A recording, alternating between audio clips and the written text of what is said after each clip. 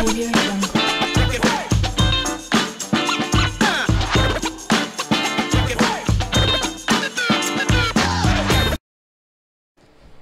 Yo, les gars, vous savez que j'ai un site web, non?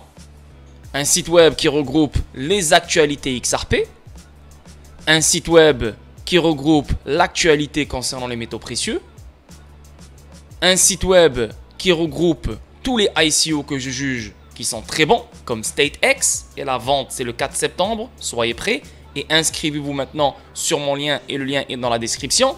Vous savez que sur mon site web, vous pouvez trouver des e-books. Jusqu'à date, il y a 4 e-books.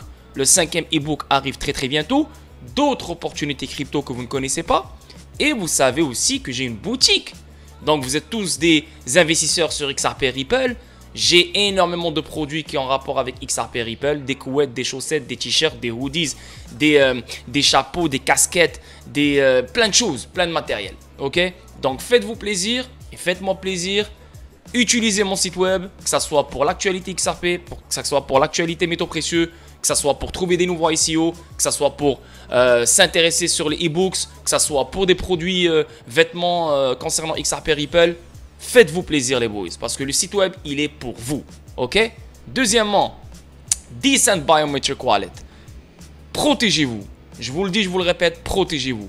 Parce que vous avez beau acheter ce que vous voulez acheter, mais si vous n'avez pas de protection, vous allez être dans la merde. Vous pouvez acheter Ledger, vous pouvez acheter Elipal, vous pouvez acheter SafePal, vous pouvez acheter tout ce que vous voulez. Moi, je préfère le Decent Wallet parce que jusqu'à date, le Decent Wallet a prouvé qu'il est très bon. Il n'y a pas de problème avec. Je collabore avec eux et pour me supporter ma chaîne, je vous invite à cliquer sur mon lien.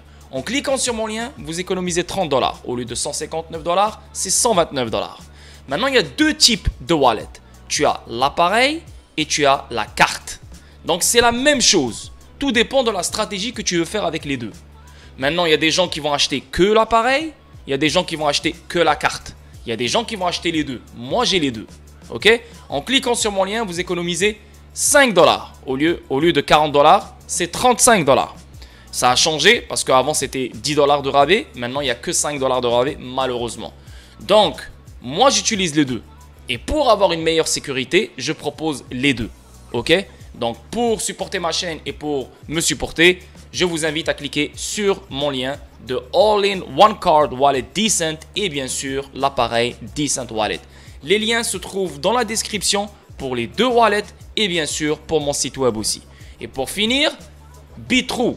Je sais qu'il y a des gens qui n'aiment pas Bitrue, mais il y a des gens aussi qui n'aiment pas d'autres échanges. Moi, j'aime Bitrue. Pourquoi? Parce que Bitrue, c'est un validateur du XRP Ledger. Et Bitrue, il est basé sur XRP. Donc, tu as beaucoup plus de paires sur XRP que sur d'autres échanges. Ça fait 4-5 ans que je l'utilise. Et aussi, vous devez avoir beaucoup plus que 1 ou 2 ou 3 échanges. Parce que quand les choses vont exploser, il y aura trop de trafic et trop de monde sur les grands échanges. Donc, ça serait bien d'avoir le plus d'échanges possible, vérifier avec vos KYC, avec les plus grandes limites, pour que vous puissiez liquider vos actifs numériques le moment voulu. Donc moi, je possède j'ai un compte sur KuCoin, Binance, Bitrue, Uphold, Kraken, Bitstamp, Bittrex et d'autres encore. Donc j'en ai vraiment 10, quelque chose comme ça. S'il y en a 3 ou 4 que j'utilise souvent, Bitrue chaque jour presque, le reste, ils sont juste ouverts au cas où j'en aurai besoin. Ok? Donc je vous vois dans la vidéo statique d'aujourd'hui. Ciao. Yo, salut tout le monde, comment va? C'est Lord Vendetta avec vous. J'espère que tout le monde va bien, j'espère que tout le monde passe un merveilleux samedi, j'espère que tout le monde passe un merveilleux week-end. Salut à vous tous les boys. Je suis désolé, j'ai disparu hier parce que jeudi soir, j'ai fait la fête quoi. Et il me fallait 1 jour et demi de repos. Donc j'ai passé vendredi au complet à dormir. Samedi, voilà, je viens de me réveiller là, il n'y a pas longtemps, 10h30. Là je me sens bien, je me sens mieux, c'est le Lord que vous connaissez, il n'y a aucun problème, tu vois, parce que jeudi soir c'était la corrida et c'était la fiesta, parce que j'avais un ami de Montréal que j'ai pas vu depuis 10-15 ans, c'était vraiment agréable et voilà, je voulais l'inviter, je voulais lui montrer un peu le nightlife sur Casablanca, etc. Donc voilà, vous avez vu mes stories sur Instagram, donc voilà. Sinon, yes, je sais, énormément de choses. Jeudi, c'était le bordel. Gros dump, tout le monde a stressé, tout le monde a paniqué, tout le monde a... Ah, what the fuck. Mais chez nous, dans mon Discord et sur ma chaîne YouTube, on ne stresse pas. Au contraire, on est en avance. Combien de fois je vous ai dit que le Bitcoin allait dump? Combien de fois je vous ai montré le Rising Wedge? Combien de fois je vous ai dit depuis 2022 on dump?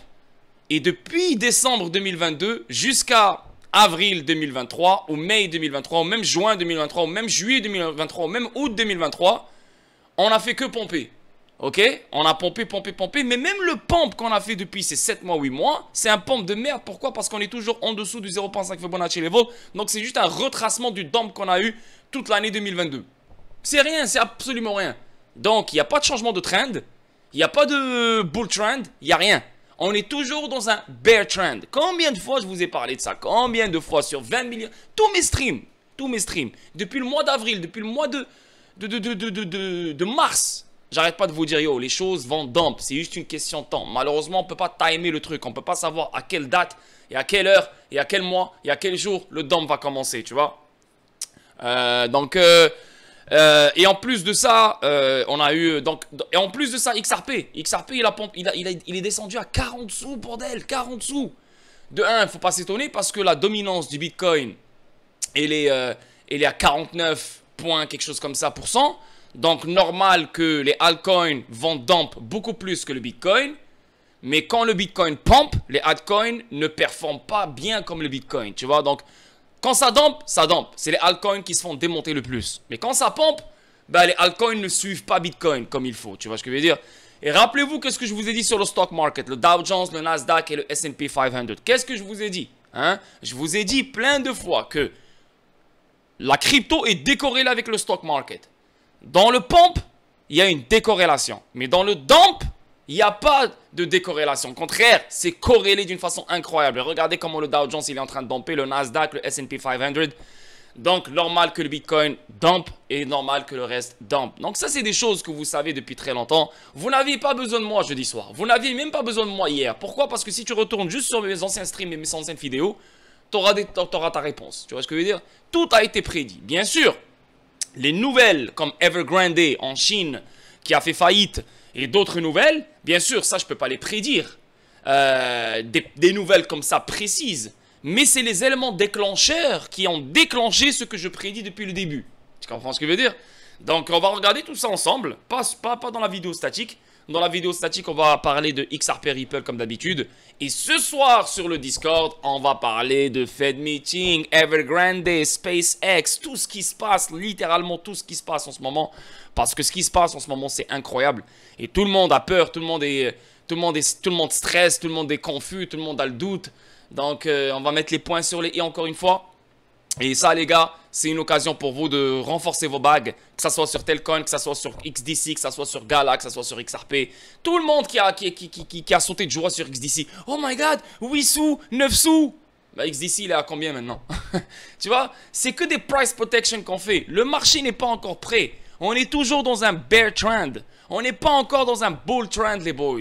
Combien de fois je vous ai dit que Bitcoin est dans un rising wedge et toujours en dessous d'un 0.5 Fibonacci level? Depuis 2022, on fait que domper. Et depuis 2023, on fait que pomper. Et le pompe qu'on a fait en 2023, c'est juste un retracement du dump qu'on a eu en 2022. Donc, il n'y a rien. C'est une continuation vers le bas. Donc, on est toujours dans un bear trend. Et je pense que Bitcoin se dirige vers le 20 000, 18 000. Et je vous ai même donné une putain de zone de valeur parce qu'on ne peut pas savoir précisément c'est quoi le bottom. La zone de valeur, elle se situe entre le 20 000 et le 12 000. Donc, il peut aller à 20 000, 19 000, 18 000, 16 000, 17 000, 15 000, I don't know. Mais c'est une putain de grande zone de valeur et c'est entre 20 000 et 12 000. Et si Bitcoin descend vers les 20 000, seulement 20 000, là déjà à 25 000 et regarde où il a amené XRP, il l'a amené à 40 sous. Alors, imagine Bitcoin il descend à 20 000. Et je pense fortement que XRP va retourner dans les 30 sous, encore une fois. Donc, tout ce qu'on a vécu ces derniers mois là, tout va partir en fumée. Tu comprends ce que je veux dire? Et s'il descend beaucoup plus bas, le Bitcoin, il descend vraiment vers les 18 000, 17 000, 15 000, il fait même un nouveau lot. Je pense fortement que XRP va faire un nouveau lot et le 25 sous revient sur la table. Et bien sûr, Telcoin, je le vois aller à 0.0004. On aura des prix. Excusez-moi, on aura des prix incroyables. On aura des prix incroyables. Et je pense que c'est la dernière fois qu'on va voir ce genre de prix. jusqu'à la prochaine grande crise financière. Et la prochaine grande crise financière, est-ce que les actifs vont retomber au même niveau? Je ne pense pas, parce que l'explosion qui s'en vient, elle va les amener à des nouvelles stratosphères. Donc, malgré le dump qu'on aura à partir de 2025 dans la crise financière, ça ne sera pas un dump où il va nous ramener dans les mêmes zones de valeur. Ça sera d'autres zones de valeur, mais beaucoup plus hautes que ceux-là. Ok? Donc, voilà quoi. C'est intéressant, c'est intéressant. C'est pour ça que je vous dis, venez ce soir sur le Discord. Exclusivement sur le Discord ce soir, ça va être fou, ça va être malade. Tout le monde sera présent. Donc, soyez là si vous voulez vraiment connaître beaucoup plus de choses. Analyse technique, fondamentale, événements extérieurs, news sur la crypto, etc., etc. Ce soir, ça va être le bordel. Pourquoi? Parce que c'était supposé être hier. Et là, vu que j'ai fêté jeudi soir, donc je me suis reposé. Donc, ce soir, je reprends le travail. Ok? Donc, vidéo statique et on commence live pour XRP. Désolé. Donc, Révolution, CBDC, Mastercard et Ripple et Consensus d'Ethereum unissent leurs forces pour l'innovation en matière de monnaie numérique. Ça, c'est vraiment cool, ça. Mastercard établit un nouveau forum CBDC, invitant les géants de l'industrie Ripple, Fireblocks et Consensus. Consensus, c'est Ethereum, ça. L'initiative vise à être le pionnier de l'interopérabilité et de l'efficacité dans le paysage en évolution des monnaies numériques des banques centrales. Mastercard amplifie les conversations sur les devises numériques avec CBDC Forum. Et rappelez-vous que Ripple a mis en place une plateforme CBDC pour les banques centrales. Dans une démarche stratégique pour rester à la pointe de l'évolution de l'écosystème financier, le Mania mondial des paiements Mastercard a mis en place un forum dédié aux monnaies numériques des banques centrales CBDC. Cette décision intervient alors que les nations du monde entier envisagent la transformation de leur monnaie fiduciaire traditionnelle en homologue numérique. Donc on le voit ici, Ripple, Mastercard, Fireblocks, Consensus, etc. C'est vraiment une très belle collaboration. Et je vous le dis, je vous le répète, il faut que tout le monde collabore pour avoir un vrai monde digital. Il faut que tout le monde collabore pour avoir finalement ce monde dont on parle depuis toujours. S'il n'y a pas de collaboration, et si chacun fait ce qu'il fait, on n'aura jamais un vrai monde interopérable. On n'aura jamais un vrai monde dans lequel ces outils financiers pourront prospérer. Tu vois ce que je veux dire? Donc c'est nécessaire, c'est indispensable. Les CBDC, bien qu'il ne faut pas les confondre avec les crypto-monnaies conventionnelles, bien sûr, une CBDC, ce n'est pas une crypto. En fait, c'est une crypto. C'est une crypto. C'est juste que c'est centralisé et ça vient d'une banque centrale. Voilà. La crypto, ça vient du secteur privé et c'est décentralisé, si tu veux. Leur ressemblent à certains égards. Ils peuvent tirer parti de la blockchain, la technologie révolutionnaire de registres distribués derrière les crypto-monnaies, comme Bitcoin. Cependant, la caractéristique distincte des CBDC est qu'elles reflètent les monnaies fiduciaires traditionnelles au format numérique et bénéficient du soutien de l'approbation du gouvernement émetteur respectif. Donc voilà, c'est centralisé. C'est les banques centrales qui émettent les CBDC. Les principaux collaborateurs initiaux du programme de partenariat CBDC récemment lancé par Mastercard comprennent des acteurs renommés de l'industrie. Ripple, connu pour son introduction récente d'une plateforme CBDC spécialisée. Consensus, une société de logiciels avec une vaste portefeuille de projets CBDC. Et Fireblocks, une plateforme de garde institutionnelle de premier plan. Conduire l'avenir numérique des paiements. Raj Damodaran, responsable des actifs numériques et de la blockchain chez Mastercard, souligne l'importance primordiale de l'interopérabilité dans le paysage des paiements. Il articule: alors que nous passons à un avenir dominé par les transactions numériques, il devient impératif que les CBDC s'intègrent de manière transparente aux autres formes monétaires. Mastercard n'est pas nouveau dans l'arène CBDC. C'est vrai, depuis très longtemps, Mastercard collabore avec Ripple et on a vu plein de fois les événements où on voit des gars de Ripple parler avec des gars de Mastercard. Son incursion dans ce domaine remonte au début de 2021 lorsqu'elle a introduit une carte prépayée aux Bahamas alignée avec la CBDC du pays, un pionnier de la monnaie numérique de la Banque centrale. La nouvelle initiative de Mastercard aspire à mettre en synergie les entreprises qui ont déjà fait des progrès significatifs dans l'avancement des CBDC. Le programme de partenariat devrait servir de creuset d'idées, d'expertise et d'innovation, bien que la feuille de route spécifique reste secrète. Mastercard a fait allusion aux principaux thèmes de discussion, tels que la sécurité, la confidentialité et la conduite de l'innovation. Rappelez-vous que Ripple fait partie du Digital Dollar Project, elle fait partie de la Digital Euro Association, elle fait partie de la Digital Pound Foundation. Ok, donc les trois plus gros CBDC, Ripple est derrière. Et là, on parle encore une fois de Ripple qui a mis en place une CBDC plateforme. Donc n'importe quelle juridiction peut utiliser cette plateforme. Et là maintenant on parle de Mastercard et Ripple qui parlent de CBDC. Ripple c'est le visage des CBDC. Sans Ripple, on n'aurait jamais pu parler de CBDC. Parce que oui, on peut créer des CBDC sans Ripple. Mais si on crée des CBDC sans Ripple, on aura toujours le préfinancement, on aura toujours de la friction, on aura toujours le même bordel qu'on vit en ce moment. Donc même si les monnaies changent de forme, ça ne change rien.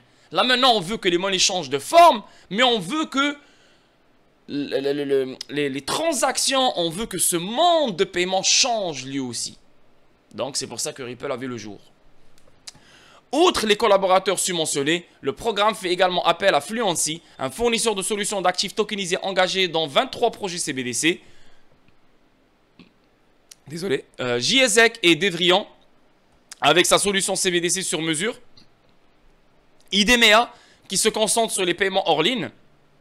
Et consulte Hyperion, un cabinet de conseil connu pour ses expertises des solutions de paiement hors ligne auprès des banques centrales. Très bonne nouvelle ça les gars, très bonne nouvelle. Et là on voit, voici 28 entreprises mondiales acceptant le XRP comme moyen de paiement. Donc je vous ai déjà parlé de BitPay, c'est pas nouveau ça. Donc on peut utiliser XRP dans des magasins de métaux précieux. On peut utiliser XRP dans des entreprises de divertissement. On peut utiliser XRP dans des entreprises aériennes et automobiles. On peut utiliser XRP dans des marques de luxe. On peut utiliser XRP dans des sites d'hébergement. On peut utiliser XRP dans des prestataires de santé, entreprises de gadgets, entreprises alimentaires. Donc les gens qui détiennent des XRP, vous n'avez même pas besoin de les vendre. Vous pouvez juste les utiliser dans ces 28 entreprises mondiales qui acceptent XRP. Et là, ça m'intéresse beaucoup ici. On voit les métaux précieux ici, ça c'est numéro 1. On voit aérienne et automobile, ça c'est cool. Et voilà, donc ça c'est les deux qui m'intéressent. Bien sûr les marques de luxe là, mais bon. Ah, on a Hublot, waouh, ok, Hublot. Tu peux acheter des Hublots avec XRP, cool ça. Yeah, très intéressant. On avance. XRP ETP, donc ça c'est le ETF. Existe à la bourse suisse, figure dans le top 5 par chiffre d'affaires du marché. Tu vois donc comment le ETP XRP, produit négocié en bourse ETP XRP. Donc c'est comme les ETF. ETF, voilà, c'est comme BlackRock qui veut faire un ETF Bitcoin, c'est comme Fidelity qui veut faire un ETF Bitcoin, c'est comme Citadel qui veut faire un ETF Bitcoin. Là maintenant ils veulent faire un ETF XRP aux États-Unis, mais pas encore parce que l'affaire juridique elle est en cours. Donc ça va venir plus tard, pas maintenant. Mais là on a déjà un ETP, donc c'est un ETF XRP en Suisse et c'est le 5e top 5 par chiffre d'affaires du marché. Shit, ça on le savait pas, c'est nouveau ça. Produit négocié en bourse ETP, XRP repéré à la bourse suisse dans l'attente d'un fonds négocié en bourse ETF aux États-Unis. Tu vois, donc en attente, il y a un ETF XRP aux États-Unis qui arrive. Alors que l'incertitude entoure le sort d'un fonds négocié en bourse ETF XRP aux États-Unis, un véhicule d'investissement différent pour XRP existe sur une bourse de premier plan en Europe. Dans un tweet récent, l'influenceur XRP Darren a affirmé qu'un ETF XRP existait sur le SIX Swiss Exchange, une entreprise leader pour les investissements basés sur la cryptographie. Cependant, la bourse SIX propose une autre forme de produit négocié en bourse OTP pour XRP, pas un ETF.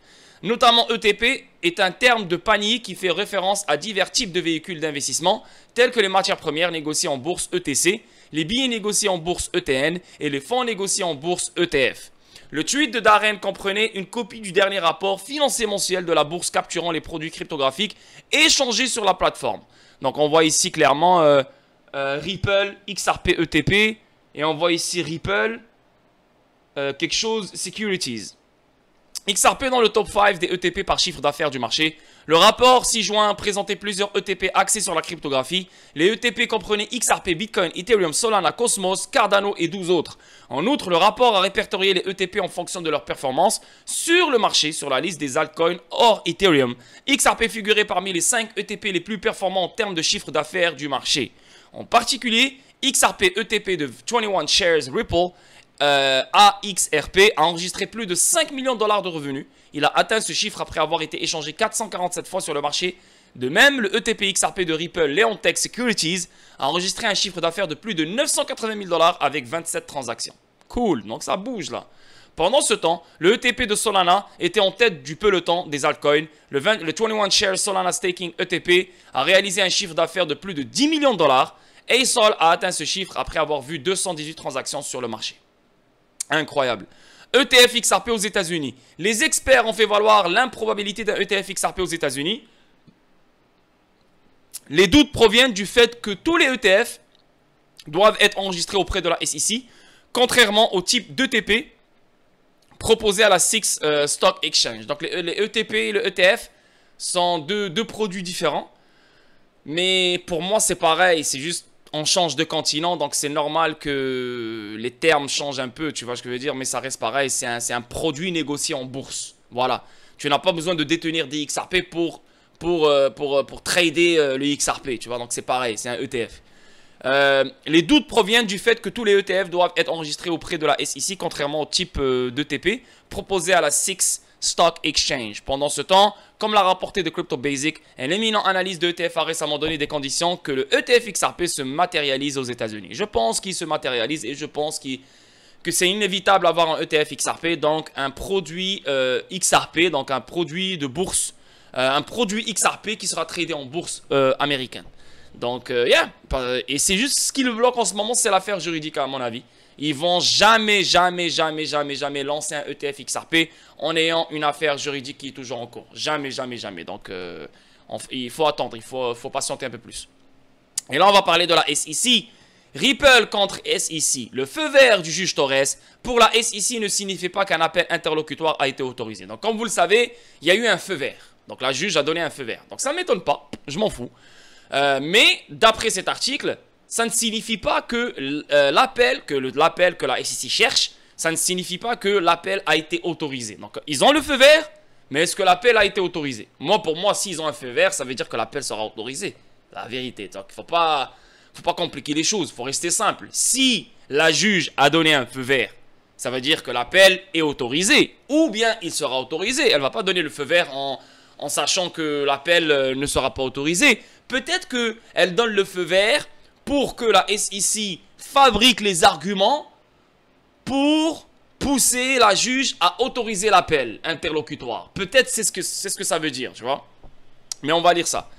Le juge Analisa Torres a approuvé la demande de la SEC des États-Unis de soumettre une requête. Ah, là tu vois. La juge Analisa Torres a approuvé la demande de la SEC de soumettre une requête demandant l'autorisation de déposer un appel interlocutoire. Donc, elle lui a donné un feu vert juste pour soumettre une requête. Elle ne lui a pas donné un feu vert pour que la SEC fasse appel.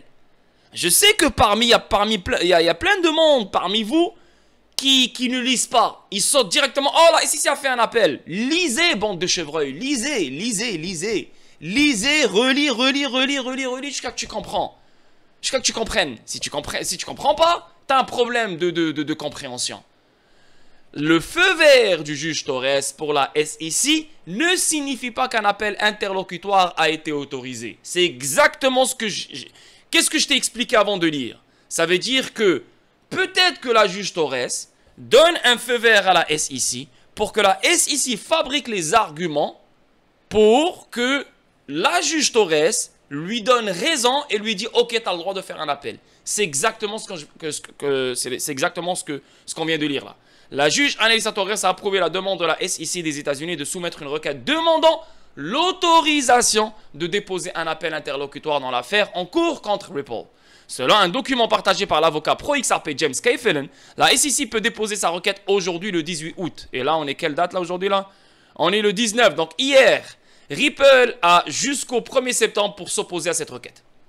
Donc, est-ce que Ripple va s'opposer à la requête? Peut-être oui, peut-être pas. Mais on a lu dans un article, je pense que c'est une vidéo de cette semaine, je pense que c'était mardi ou mercredi. On a lu que Ripple s'en fout que la SEC fasse l'appel. Elle s'en fout, tu vois. Parce que Ripple, elle aussi, elle va faire un appel concernant les ventes institutionnelles. Le document mentionnait également que la SEC pourrait répondre à l'opposition de Ripple d'ici le 8 septembre, mais cela ne se produirait que si la SEC avait une réponse à l'argument de Ripple. Donc, 3 ans que tu cherches des arguments, et là maintenant tu auras un argument qui va faire reculer Ripple. James a écrit sur Twitter, la Cour a établi un calendrier d'information pour la demande de la SEC de déposer une requête en autorisation de déposer un appel interlocutoire. Cela ne signifie pas qu'un appel interlocutoire a été autorisé. Cela signifie simplement que la SEC est autorisée à le demander. Donc, il n'y a pas d'appel encore. Il n'y a pas d'appel encore. Donc, tous les chevreuils, tous les gens qui sont négatifs, tous les gens sceptiques, tous les gens qui veulent voir la SEC gagner, vous n'avez pas raison. Il n'y a rien encore. Il n'y a pas d'appel. Donc, descendez d'un étage. Descendez d'un étage. Descendez de 10 étages, en fait. Calmez vos fesses. Ripple s'était opposé à l'action de la SEC et avait déclaré: il n'y a ici aucune circonstance extraordinaire qui justifierait de déroger à la règle, exigeant que toutes les questions concernant toutes les parties soient résolues avant un appel. Le directeur juridique de Ripple, Stewart Alderoty, n'était pas d'accord avec la demande d'appel, affirmant qu'il n'y avait aucune raison particulière à cela. Mais si la SEC obtient l'approbation du juge Torres et de la cour d'appel du deuxième circuit, toutes les procédures pourraient être suspendues jusqu'à ce que l'appel soit réglé. Le tribunal décidera d'autoriser ou non l'appel. Brad Garlinghouse avait précédemment mentionné que la demande d'appel ne change rien au fait que le XRP n'est pas considéré comme un titre. Il a expliqué que ce point n'était pas à débattre. Voilà, ça, c'est ce qu'on veut nous, en tant qu'investisseurs. Malgré cela, la SEC maintient sa position selon laquelle lui et Chris ont fait une hypothèse imprudente sur le statut de sécurité de XRP. Il a souligné la décision du juge du 13 juillet, déclarant que la SEC devrait fournir des preuves lors d'un procès pour étayer leurs allégations contre lui et Chris. Donc, encore une fois, c'est pas juste faire un appel dans le deuxième circuit et la SEC va gagner. Chose que plein de chevreuils oublient et chose que plein de chevreuils ne veulent pas comprendre. Il faut des preuves, il faut des arguments, il faut des preuves. 3 ans que l'affaire dure, elles sont où les preuves? Ah, et comme par hasard, les preuves vont sortir dans l'appel dans le deuxième circuit, comme par hasard. Les gars, je vous le dis, je vous le répète, cette affaire-là, c'est Hollywood. Cette affaire-là, elle est en train de positionner XRP comme #1. Cette affaire-là, elle est en train de donner de la valeur incroyable à XRP. Et c'était voulu. C'est ce qu'ils veulent. Mauvaise publicité ou bonne publicité reste de la publicité.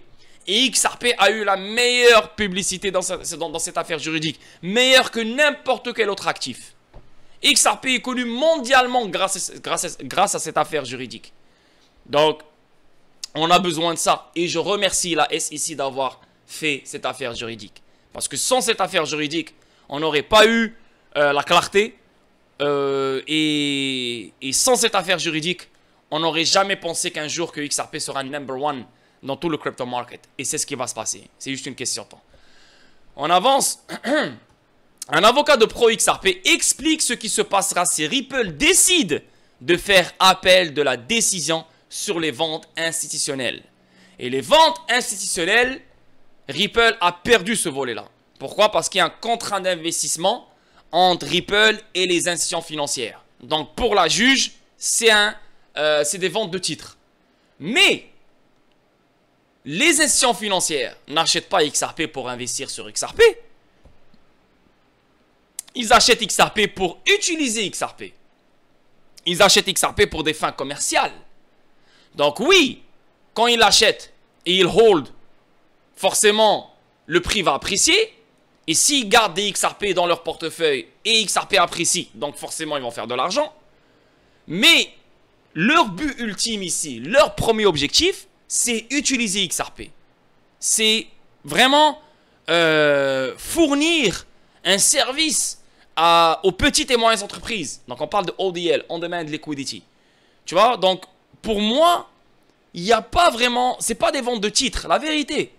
Parce que oui, un contrat d'investissement. Mais le contrat d'investissement protège XRP. Protège le marché du XRP. Protège la stabilité du prix du XRP. Parce que s'il n'y a pas de contrat d'investissement, les institutions financières vont faire tout ce qu'elles veulent. Elles vont acheter du XRP chez Ripple, elles vont le revendre dans le marché secondaire, nous on va être niqués, et là ils vont tout liquer. Donc ça ne sert à rien, ça fait pas de sens. Donc il y a un contrat d'investissement qui protège XRP, qui protège le marché du XRP, qui nous protège nous aussi. Tu comprends? C'est comme ça que je vois les choses. C'est pour ça que moi je pense fortement que Ripple va faire un appel sur les ventes institutionnelles, et je pense fortement que Ripple a les arguments pour... faire revenir la juge sur sa décision. Le juge Torres a récemment... Oh, pourquoi je peux pas lire ça là? Ouais. Le juge Torres a récemment approuvé la requête de la SEC pour procéder à un appel interlocutoire. Notamment, il n'y a pas eu de retard dans la décision du juge Torres. Cependant, l'avocat pro XRP, Fred a ouvert sur un scénario où Ripple décide de faire appel. Dans une conversation avec l'hôte de Thinking Crypto, Rispoli a évoqué la situation dans laquelle Ripple pourrait faire appel de la décision sur les ventes institutionnelles. L'hôte a demandé à Rispoli, disons le scénario où Ripple décide de faire appel. Vous savez, les ventes institutionnelles et de découvrir qu'ils devraient payer là-bas, pensez-vous qu'ils ont de fortes chances de gagner ou d'inverser cela? Rispoli a exprimé sa réticence à prédire avec confiance, sans en avoir plus sur les juges de la cour d'appel du deuxième circuit. Il a discuté de l'âge des juges, notant qu'il semblait y avoir une tendance selon laquelle les jeunes juges statuaient différemment des plus âgés dans les affaires liées à la cryptographie. C'est exactement ce que je vous explique depuis toujours. Rakoff, celui qui est dans Terra Luna, c'est un vieux de merde. Les juges qui étaient dans Telegram, c'est des juges de merde, 80 ans et plus. Quand t'as un juge de 80 ans, bordel, comment tu veux qu'il comprenne? Il en a rien à foutre, le mec il est vieux, il s'en fout, il comprend pas la technologie, il s'en bat les couilles. Il favorise la SEC directement. Voilà, je m'en fous, je veux pas comprendre la technologie. Combien de compagnies ont perdu à cause de ces juges-là? C'est même pas parce qu'ils sont dans l'erreur ou ils ont pas raison ou ils ont tort. Ils ont juste perdu parce qu'on a des juges qui ne veulent pas comprendre. Ils sont trop vieux pour comprendre. Là, cette fois-ci, on a des juges jeunes. Anelisa Torres, elle a 60 ans, 65 ans. Sarah Nedburn, dans le même âge, je pense, peut-être même moins jeune. C'est pour ça qu'on a des juges beaucoup plus réveillés, beaucoup plus sérieuses, beaucoup plus, elles veulent comprendre parce qu'elles sont jeunes. Et voilà, il l'a dit, la Rispoli ici. Et j'adore cette remarque. Tu vois, notons qu'il semblait y avoir une tendance selon laquelle les jeunes juges statuaient différemment des plus âgés dans les affaires liées à la cryptographie. Vous avez vu le juge Rakoff? Le juge Rakoff, juste dernièrement, là, celui derrière Terra. Il n'est pas d'accord avec la décision du juge Torres. Pourquoi? Parce que c'est un vieux de merde. Et Torres, c'est une jeune. Donc, normalement, logique, ils ont deux visions différentes. L'avocat a déclaré, il semble que lorsque vous commencez à avoir des affaires de cryptographie, les juges qui sont plus proches de la quarantaine et de la cinquantaine gouvernent d'une manière et les juges qui ont plus de 70 ans et 80 ans gouvernent d'une autre manière. Voilà. Selon lui, la composition du panel de juges serait cruciale pour déterminer le résultat. D'un point de vue juridique, il a suggéré qu'il y avait une chance à peu près égale que l'appel confirme la décision actuelle ou conduise à une annulation de la décision sur les opérations sur titre. Rispoli a déclaré qu'il faudrait environ 1 an pour que quelque chose d'important se produise dans cette situation. L'hôte a souligné qu'il n'y aura probablement pas de grands changements l'année prochaine.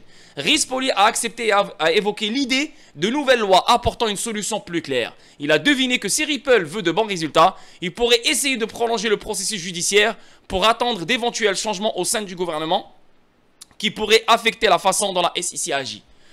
Bah après ça, c'est autre chose. Hein. Je suis d'accord avec Rispoli, mais rester dans une affaire juridique jusqu'à que le staff de la SEC change. Et là, tu dis, ok, là, il y a plus de jeunes dans le staff de la SEC, donc ils vont comprendre mieux les choses. Donc, non, tu vois, ça fait aucun sens. C'est pour ça que la SEC, elle a du mal avec ces juges-là.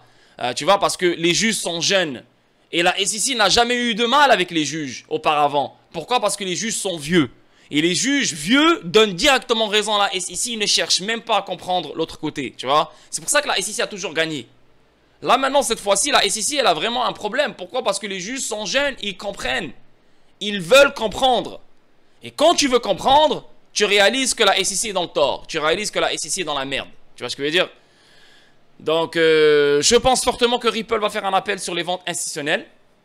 Et je pense fortement que la SEC va perdre son appel si son appel est autorisé dans les ventes programmatiques. Donc, voilà les gars. Et pour finir la vidéo statique, ici, WatchGuru, faites attention avec WatchGuru. Des fois, il dit n'importe quoi. Des fois, il balance du FUD. Des fois, il balance de la mauvaise information. Et là, on voit clairement, ça dit que la SEC, elle a fait un appel pour revenir sur la décision comme quoi XRP, ce n'est pas une sécurité. Tu vois? Donc, déjà, la SEC doit se faire accepter son appel concernant les ventes programmatiques. Là, maintenant, elle vient d'avoir le feu vert. Donc, elle peut lancer une requête pour la juge accepte ou refuse son appel concernant les ventes programmatiques. Et là maintenant, tu penses que la SEC va faire un autre appel en sachant que le premier appel n'est pas encore approuvé, tu vois, contre XRP qui n'est pas une sécurité. Come on, tu vois, c'est de la faute, c'est de la merde celle-là, c'est pas vrai. Et la Crypto Law, donc John Deaton qui dit false, faux. La SEC n'a pas fait un appel concernant le dossier comme quoi XRP ce n'est pas une sécurité. Donc ça c'est faux ça, ok. Mais les ventes programmatiques, oui il y a un appel, mais l'appel doit être autorisé. Maintenant il y a juste le feu vert. Donc là la SEC va faire une requête et on va voir si l'appel sera autorisé ou pas. Mais Ripple peut s'opposer à cet appel. Donc